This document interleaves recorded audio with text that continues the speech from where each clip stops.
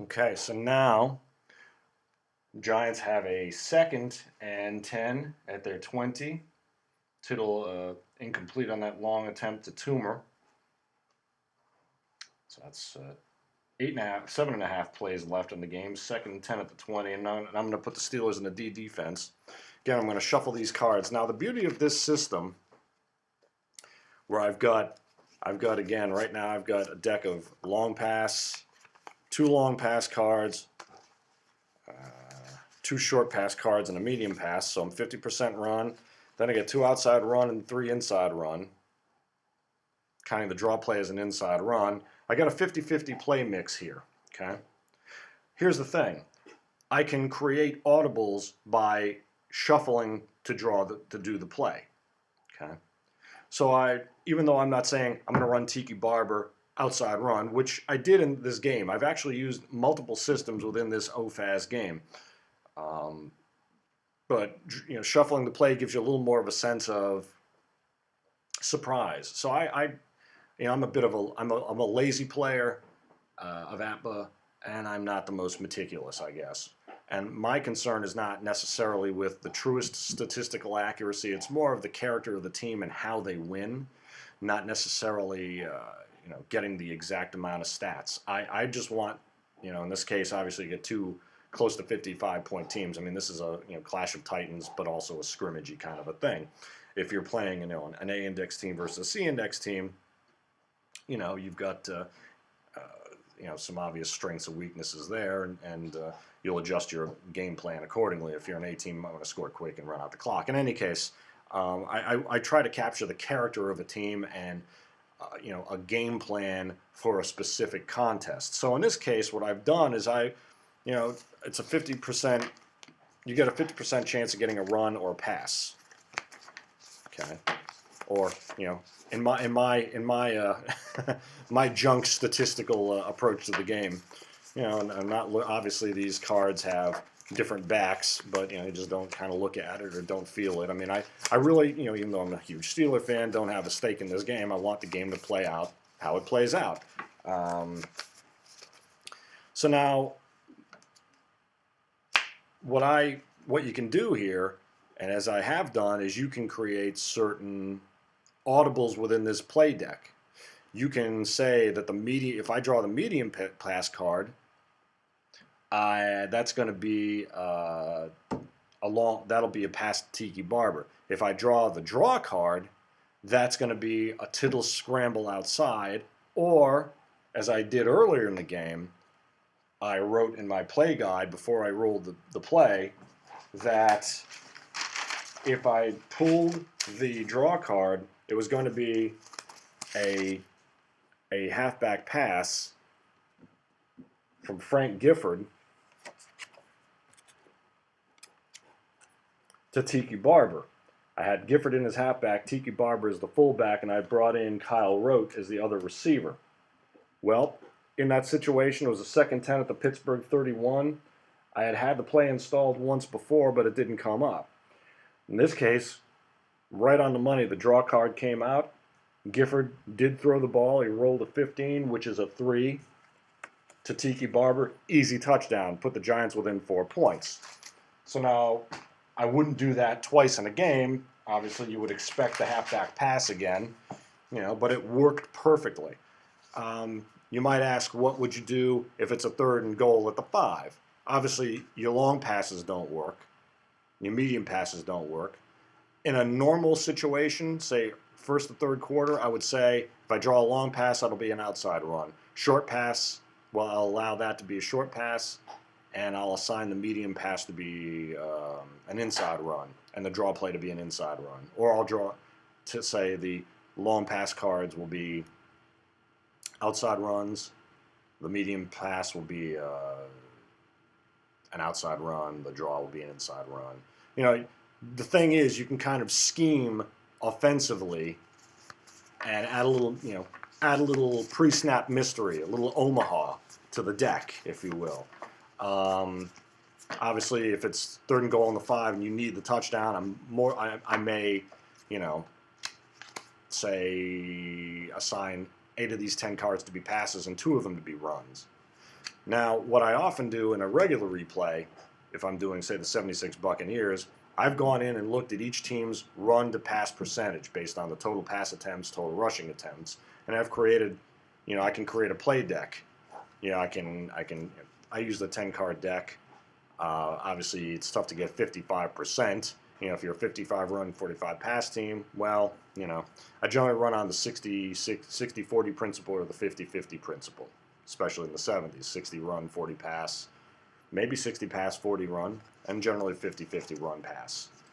And then assign, put in the appropriate play cards and draw accordingly. And adjusting situationally as the game, is in hand. You want to, assign more, make it more run plays. If you're trying to run out the clock, maybe you'll put in a couple pass plays, short passes. So say that the long pass will be short pass. If you're trying to run out the clock, and everything else will be an outside or inside run. Conversely, if you're behind like the Giants are, it's 2nd 10 at the 20. New Heinz Field, 22.5 plays are gone, so there's only 7.5 plays left. Giants are down 31-20. Steelers are going to be in a D defense, and I do like to call defense, although in this game I'm not allowing keys because I am calling the offense kind of off the cuff. I'm going to say basically that now I'm going to shuffle long and medium pass will stand, short pass will stand. The outside run card is going to be a long pass, and the inside run or draw. Actually, for this play, I'm going to say the long and medium pass obtain. They remain the same. The short pass remains the same. Outside run will be a long pass. Inside run will be a short pass. And the draw play will be an outside run for Tiki Barber, okay? So let's see what happens. If it's a draw card, that'll be the wild card. It's going to be an inside run, so I'll call that a short pass to Barath against the D. That's a 21. There's a 16. That's not going to be anything. That's B index. I'm also, like I said, I'm using I'm just allowing the secondaries to lower the receiver's grade here. I'm not using nickel or dime packages, no blitzes, no keys. It's a very plain vanilla game contest. So it's a 20-yard line. It's a B index. So it's a D line. Tittle rolls a 21. There's a 16. There's no chance of completion there. Note that. Now it's 3rd and 10 at the 20. I'm going to call the Steelers in a D alignment again. And for this game, I had tried to use the solitaire defense chart. I abandoned it on the 3rd play. I just like to call the defense. I just like to play a bit of defensive coordinator / middle linebacker, So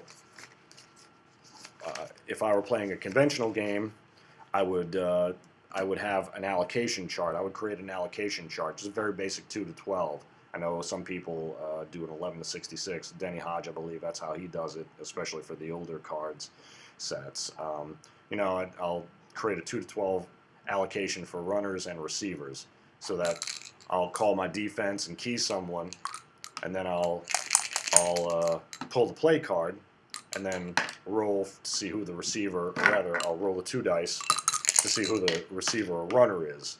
So there's some statistical accuracy in a replay scenario, but it's a much easier chart to create on the fly and adjust on the fly if you feel like the numbers aren't quite working out. So if your halfback gets twice the number of carries as your fullback, you give the appropriate numbers. Maybe the 5, 6, 7 to the halfback, and then the 3 and 10 and 11, 3, 4, 10, 11 to the fullback, something like that. And then I would say the 2 will be the quarterback sneak, and the 12 will be an end around by the receiver. Or you could say the 12, you could allocate the 12 as the wild card and then roll to see if it's a run, make it 2 to 7 is the quarterback sneak, and 8 to 12 is an end around.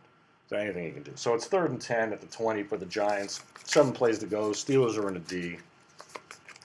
I'll go with the same scheme again. The draw play will be Tiki Barber inside this time.